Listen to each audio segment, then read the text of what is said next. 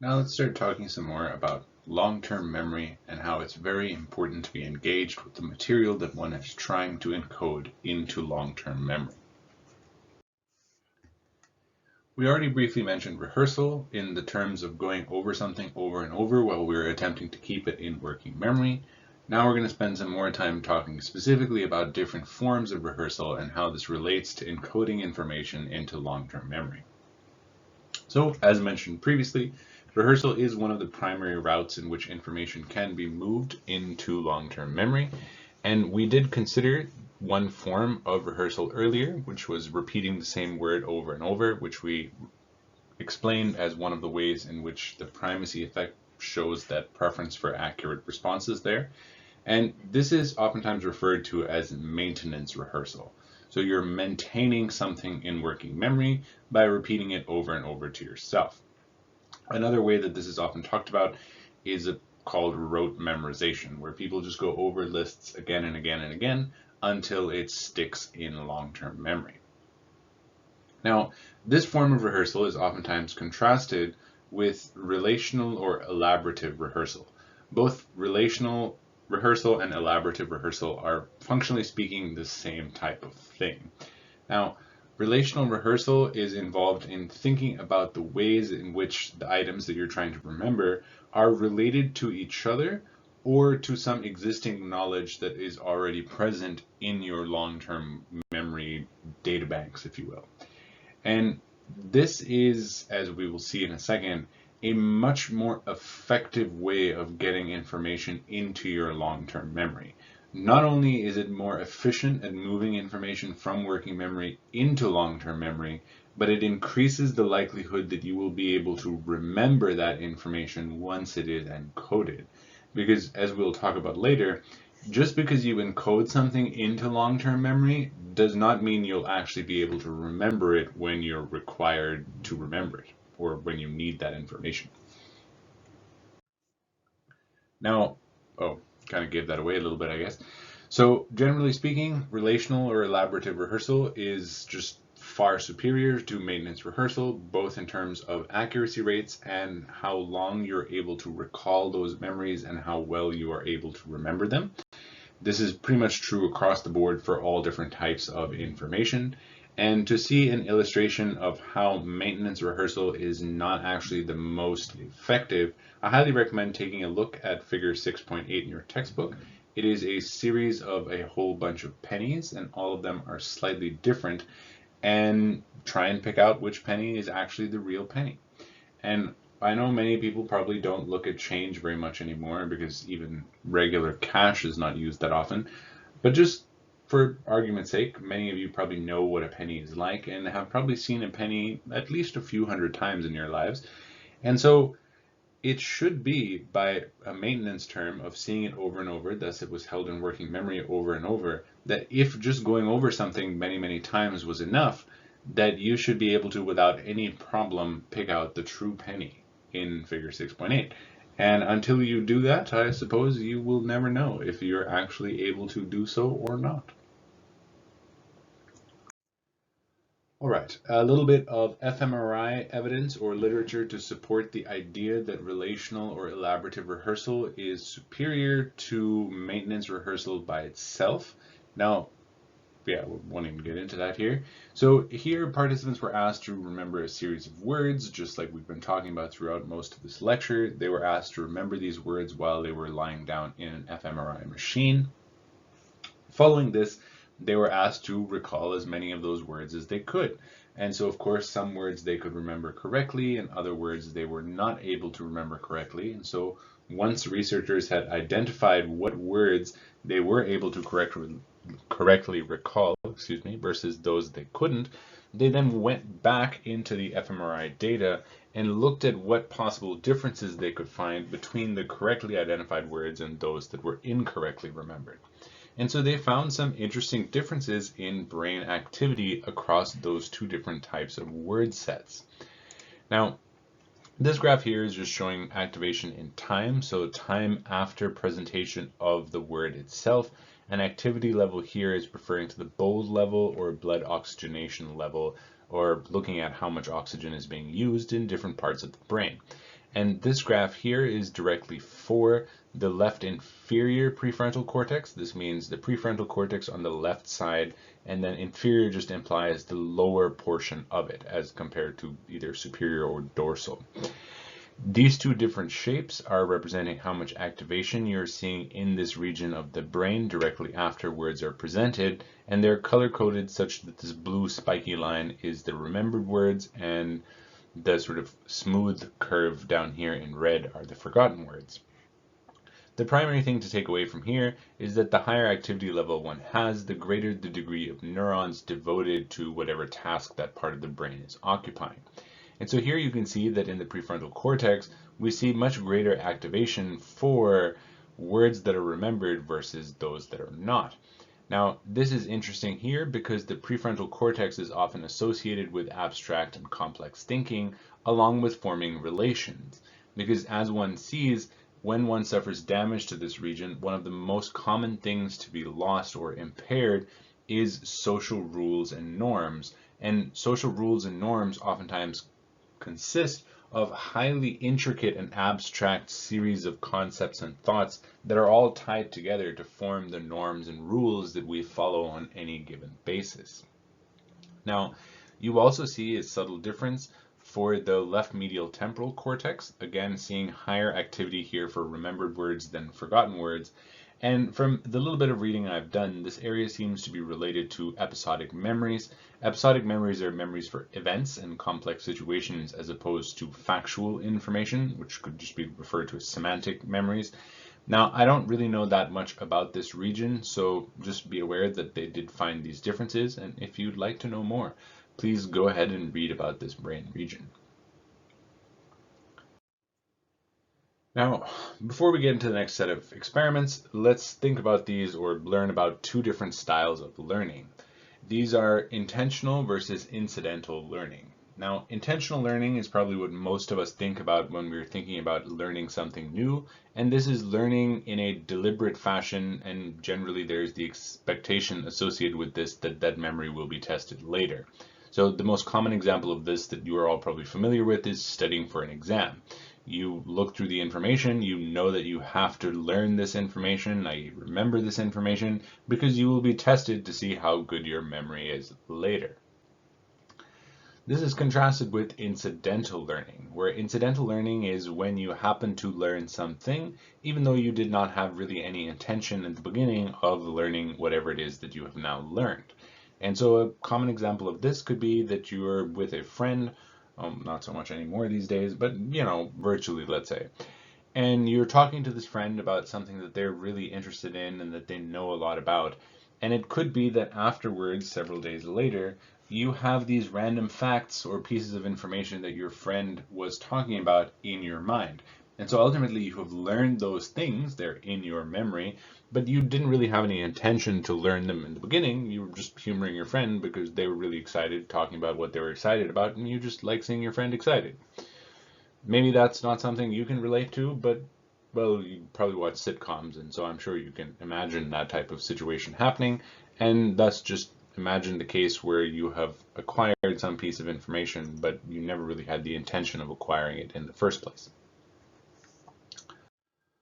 All right, so really we talked about those to see if intention to learn or to remember makes any difference on our ability to encode information into long-term memory. So here's an experiment conducted by Hyde and Jenkins in 1969, and they wanted to address exactly this question. So here again, you have an experiment in which a sequence of words are presented to participants, and then after this, they're able to, or they attempt to recall as many of those words as they can. Now, there are 4 different conditions in this experiment, with different sets of people in each of those conditions. And out of those conditions, 1 was intentional learning, meaning participants were required to attempt to learn as best they can the words that they would be presented with. And 3 of these were incidental learning conditions, meaning they were not told that they would be a memory test following the presentation of those words, and they were just given different tasks to complete as they were looking at those words. Now, the 3 different tasks in these incidental conditions were the first to find whether or not there was a letter E in the words presented, right? So if you were presented with cat, you would be like, yep. If you were presented with plate, you'd be like, yep. Sorry, there's no E in cat, so I shouldn't have said yep there. But anyhow, right, you just are looking for E's in the words presented. In the next incidental learning condition, they were asked to count the number of letters in those words. So for cat, it would be 3, and for plate, it would be P-L-A-T-E, 5 letters in that one. For the third incidental condition, they were asked to look at the words and rate, on probably a scale of 1 to 7, how pleasant those words were. Now, as you might expect, memory was good in the learn these conditions. They remembered a bunch of the words that they were presented with, and they were asked to remember them, so we would hope that that is in line, because that would be really weird if it wasn't. Now, for the situations in which they either just identified the letter E being present in the words themselves or counted how many letters, you can see that their performance is significantly worse here than it was for the learn these conditions. They learnt about half as many words on average. The real shocking result here is that when they were asked to rate how pleasant the words were, their memory performance for those words is pretty much exactly the same as when people were asked to learn those words explicitly. Now remember, this condition was not told that they would be a memory test. They had no idea that they needed to remember these words. They just thought this was an indication or a test of measuring how pleasant or not certain types of words were. And so what's going on here? Well, we'll talk a little bit more about processing before we make that information clear. But one main takeaway we can have here is that your intention to learn a list versus looking through a list without the intention to learning it can result in the same memory performance, which is pretty wild. The fact that we don't see even a marginal increase in performance for the learn this condition over the how pleasant were these words condition is pretty unbelievable. And you could be thinking to yourself, well, maybe they secretly knew because they had an experiment where they were like, haha, I know that I have to learn these words. And sure, maybe a few of them did. But remember, there are many, many people in each of these conditions, and the likelihood of all of them knowing is pretty unlikely. So what's going on? Well, before we get into that, we need to talk a little bit about differences in processing, which is giving away what the last slide is going to be, but let us examine another case in which we're again looking at participants remembering a sequence of words, and this is 3 different incidental learning conditions compared to each other, just no actual intentional learning. So here they're just given sequences of words and they're told to do something, and then they're a surprise memory test afterwards, like, haha, what words do you remember? Now, here across the 3 different incidental conditions, the degree to which people were engaging or thinking about the words that are presented to them on the screen is what is being manipulated. So the 3 conditions and the 3 required tasks were, for the first, to determine if the word presented was capitalized or not. So is the word cat presented with a capital C or not? And then you go through the rest of the sequence like this. The next is, does this word rhyme or not with some given word? So did cat rhyme with bat? Yep, great. Does plate rhyme with bat? Nope, no it does not. And you just sort of keep going through this sequence. Now, the final one was whether it fit in the context of a certain sentence. And so that could be, the blank was sitting in the window. And I could say that the cat was sitting in the window, and I suppose a plate could be sitting in the window too, but an elephant would not be sitting in a window because that would be weird. Now, looking at the performance here, again, just these are the 3 different conditions, performance on the y-axis, that we see that in the condition where people were just determining if the words were capitalized or not, performed the worst in terms of memory performance. When asked to determine if those words rhymed with a given target word, there is actually a significant increase in the number of words. This is a full 1/3 increase in how many that they had, right? 10 to 15. And then you again see a fairly dramatic bump in performance when people were asked to determine if the words fit in some kind of sentence.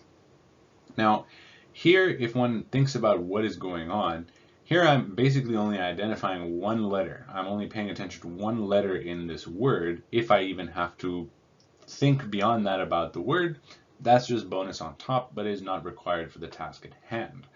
Now, when I'm thinking about rhyming, I have to think about the entire word and its phonetics, otherwise I couldn't make the rhyme itself, right? I can't just think about the first letter. Here, not only do I have to think about what the word itself is, but I have to think about what the word means and if its meaning fits in the context of the meaning of the sentence that I've been given to determine whether it fits in it or not. Here I'm basically not having to process much of the word at all other than a cursory reading of the word itself. Here I'm processing a little bit more to at least understand the phonetics of it. And then here I'm processing it to an even greater degree because I have to understand the context of the word itself. And so a pattern emerges here with the more one is engaged, the deeper the degree of processing one sees with the information presented, the greater our ability to recall those items at some later date. Now, this distinction here is referred to as the types of processing. So the first is shallow processing, which just refers to processing with whatever the engaged material is in some superficial fashion. So in the previous example, right, where the word's capitalized or not, or in the one before that, does it contain the letter E or not? I don't actually have to think about the meaning of those words at all in order to understand this task. Or another way of thinking about this is you could have very good performance on that task, even if you were showed a sequence of words that you had never seen before, ever. Now, in contrast to this is deep processing, and this just refers to processing with whichever the material is in a manner that requires you to think about the material and what does it mean, how does it relate with the rest of knowledge that you have, how does it relate with the current context in which you find it, right? This extra degree of processing is referred to as deep processing. And the sort of analogs in the previous conditions would be sort of how pleasant in this word is this word. So you have to think about what the word is and what it means in order to determine how pleasant it is. For example, you could not do this task if you didn't know what the word was, just like you would not be able to complete the task of whether it fit in a sentence or not if you didn't know what the words were. I mean, yes, you could complete it by pushing buttons yes, no throughout the entire way, but like your accuracy probably wouldn't be very great. Now, there is a large body of literature to support the idea that the greater the depth of our processing with the material that we are trying to learn, the better our overall memory is going to be. Now, well, I'll talk about the next one before the real life implications of this. Further, what we saw in the first study in the last two that I showed you is that our intention to learn doesn't really make that much difference, right? It's the way in which we process the information that seems to hold the key in whether or not we'll remember it, not how much we want to learn something or not. Now, if you bring this to your college educations or in future whenever you have to learn anything else, just reading something is not going to be enough for you to learn it, right? What is required to learn, or at least to give you the best shot of learning, is as you are working through the material, whether you are reading, whether you are listening in a lecture, whether you're watching a YouTube video, it doesn't matter. What matters is that you consume a small amount of that information and then you spend some time thinking about that information. What did it mean? What were you told? How does it relate to what you already know? What questions do you have after thinking about this material? All of those things are common things that many people tell students in either self-help guides or professors telling them, but this is the reason why those systems work so much better, right? On the other side, if I'm just scribbling madly all of the words written on a PowerPoint presentation that is being presented to me in a classroom, no shade if that's what you do, but chances are that's not helping your learning that much because you're spending all of your attention simply going over ultimately a superficial set of information, right? They're just words that are there, not what those words mean or what a professor or teacher is actually talking about. And to give you a personal example of that, I sat through a psychophysiology course and I typed word for word what that professor would say for 3 hours at a go. And if you asked me right afterwards what it was that I learned in that class, I could not tell you, even though I had a perfect transcript of everything that was on the slides and that was mentioned in that class. Now, here you can see exactly this phenomena. I'm looking at the words and I'm passing those words from visual to motor cortex, where I'm getting my fingers to basically duplicate all of those words, just over and over and over. But nowhere in that process was I paying any attention to what it was that I was typing, right? Someone could have been presenting a children's book mixed in with a science fiction novel, and chances are I would not have had any idea. I mean, not completely no idea, but you get what I'm saying. Just sitting in a class and wanting to learn something is not enough to actually learn the material. It actually will make little difference at all. Now, adding to this, which we haven't really got about here, is one of the reasons why people say do the reading first, right? Think about the reading, come to class with questions, is you've already deeply engaged with the material. That's how you have your questions. Then you ask questions and get the material again. You're now able to hear all of the material in relation to the questions that you had previously, which is reinforcing what you've learned. After this, they tell people to, at some point later, not too long after, review that information. Because now you have answers to your questions, you go over the material again, and you can incorporate that all into your existing knowledge that you have about this concept. This is one of the most effective ways of learning and being able to recall that information at a later date. Now, I realize that this takes a bunch of time, but then again, so does learning anything new.